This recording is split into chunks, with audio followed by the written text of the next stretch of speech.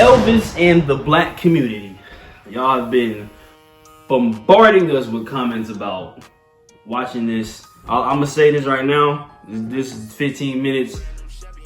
It's probably gonna freeze up for y'all. Let me say this too. The video never freezes for us. It just freezes in the video. I don't know why, but it does that. And like I said, we're working on the issue. So, you know, just stick around and you'll see me, you know what I'm saying, react to the stuff, react to Elvis and the black community. The echo will never die. Let's hop into it.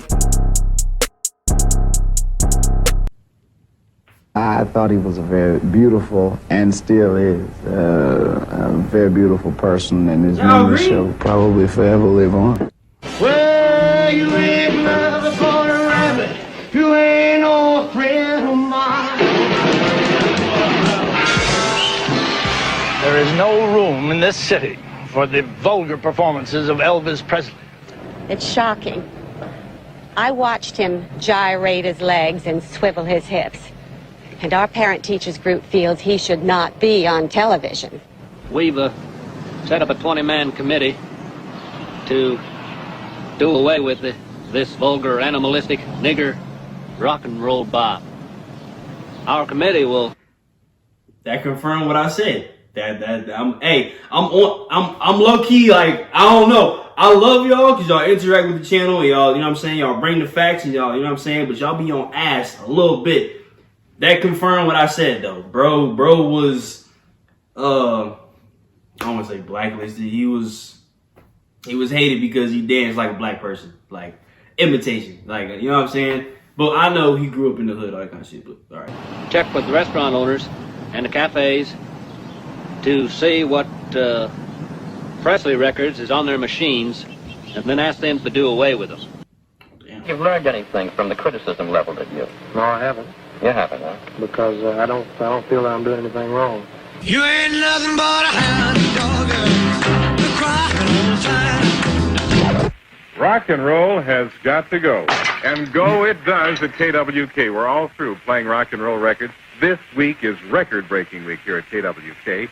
And after this week, no more rock and roll will be played on the air. The obscenity and vulgarity of the rock and roll music is obviously a means by which the white man and his children can be driven to the level with the nigger. It is obviously nigger music. Everybody mostly turned him down. And because first thing, he had Negroes' ways. This is what they didn't, really at that time, they didn't want to accept. Mostly by black performers, and he, in essence, because of at that particular time, the kind of backwards mental capability that many people had as judging a person because of the color of their skin, as somewhat still does exist. But back then it was worse, and he actually, because of him being a Caucasian brother, he was able to do away with that whole thing. He's 77-year-old Early Wright, a disc jockey at radio station WROX in Clarksdale for 45 years. Hi there. Pleasant good evening, ladies and gentlemen. How do you do? This is your soul man to be with you until I get through. I want you to stand by, don't have no fear. Following Jay's show, should I play one like this one from out of here? Elvis Presley. Elvis's songs still get good play on Wright's program among the blues, gospel, and jazz recordings that are its staples. It was almost 40 years ago when Elvis drove down to Clarksdale from Memphis with a record and asked him to play it. And I had been playing his record, and I had never seen him before, and I was amazed to see him. When he introduced himself to being Elvis Presley, then I went all the pieces over him. Then he and I started talking. I used to be the manager of a gospel group called the Four-Star Quartet. And I could listen to a man sing a hymn. I could listen to a man sometime talk. I did that. And I could pick him out whether he could fit in my group. And talking to Elvis Presley, I could see a great future in him.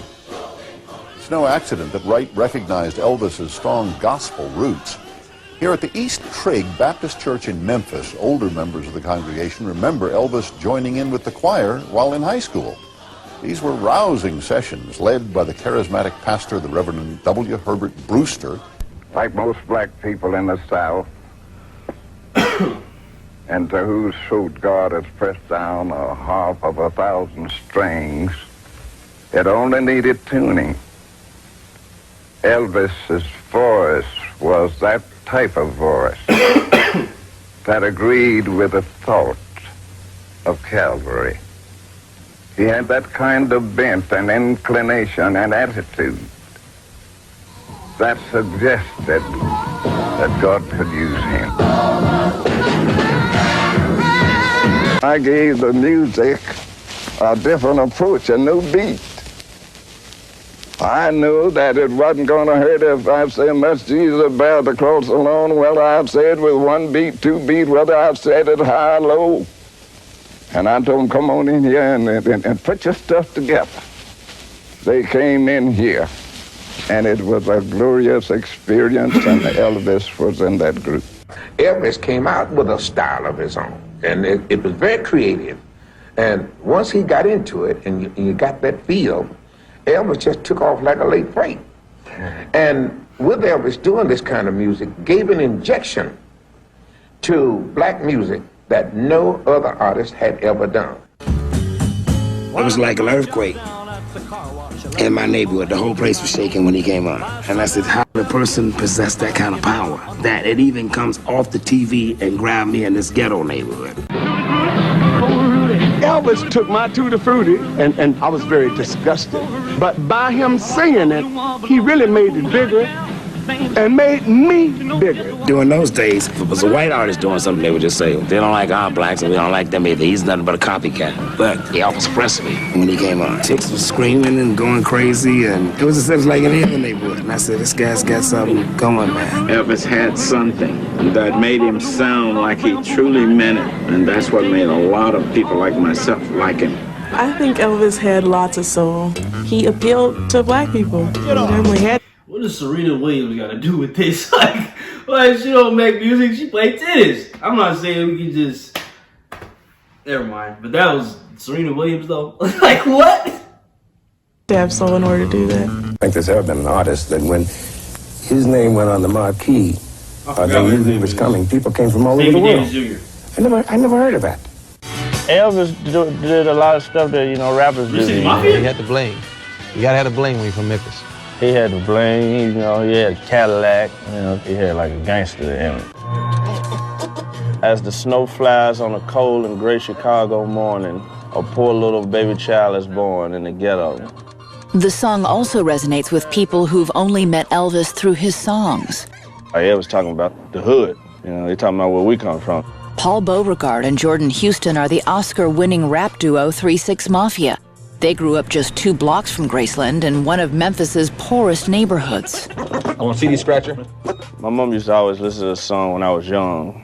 He talked about, you know, things that she went through. You know, she had like, you know, my mom had a bunch of kids, like 9 kids. You know what I'm saying? That's how you get somebody to listen to your song. You talk about what they know about and what they want to hear. And she knew about ghetto because, you know, she lived in ghetto. In the ghetto. That's it. And his mama cries.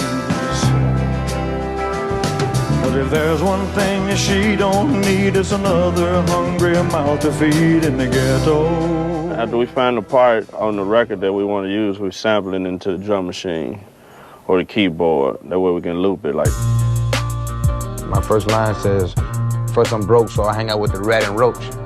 It's still broke, so I'm sleeping on apartment floors. So it's just like the struggle, you know, what's going on in the hood. First I'm broke, so I hang out with the rat and roach. It's still broke, so I'm sleeping on apartment floors. And I was off beat, but it's all good, cause it's on TV. maybe do some edits, make me look cool, maybe put my name in the credits. Once we have all that ready, you know, we load it into the drum machine and then pay out. So he starts to roam the streets at night, and he learns how to steal, and he learns how to fight in the ghetto. Survival is an everyday task. Watching your back for the man wearing the mask. I say you might get stuck if you in the hood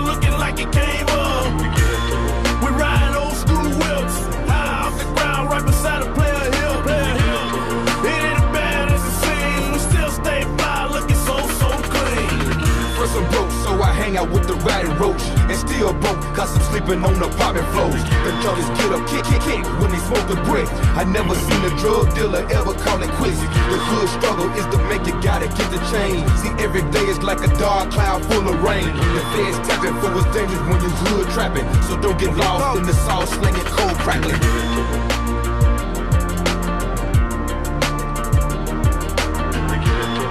So help your brother along the way, no matter where he starts. For the same God that made you, made him too. These men with broken hearts. During the 60s and early 70s, when tensions between blacks and whites were at an all-time high, Elvis demonstrated his desire for racial reconciliation in the musicians that he chose and the treatment they received.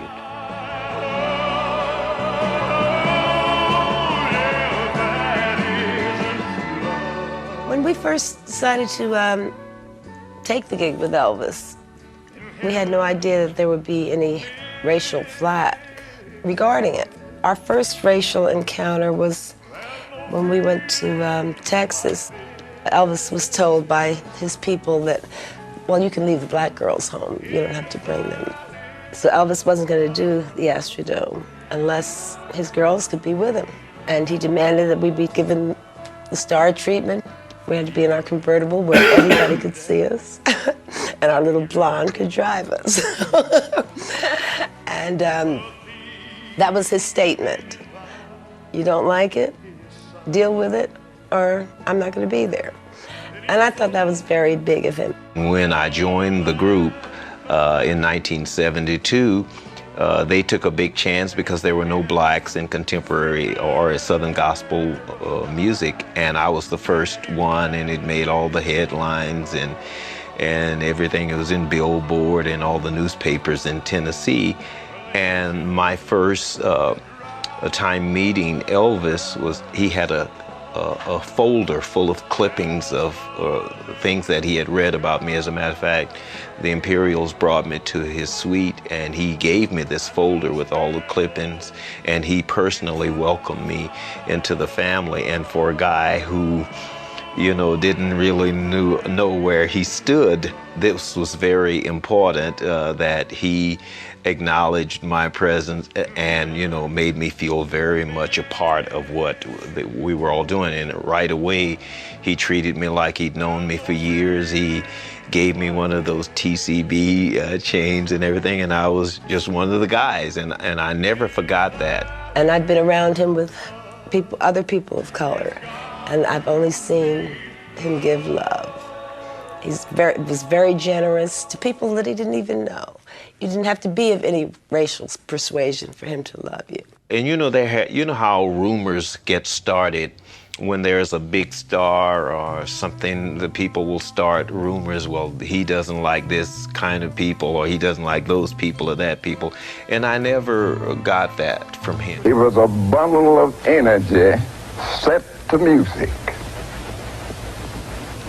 And that echo will never die.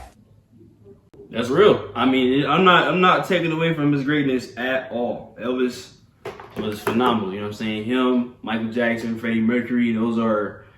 That's top three. Like, and you know what I'm saying? Put him in order however you want to. Even if you do get better numbers eventually, doesn't really matter, because music is a transfer of energy. You know what I'm saying? So certain time periods, people might be bigger, but I don't know, everything resonates with people differently. So, you know, there's certain people that feel like Elvis will always be number one, and there's certain people that feel like Elvis was never number one. You know, it's just, you know, it's opinions. Everybody has them. Nothing, there's a few things in there that I didn't know, kinda, but it just really just solidified everything I really said and thought once I got more information. But yeah, Elvis in the Black community, we did that for you guys.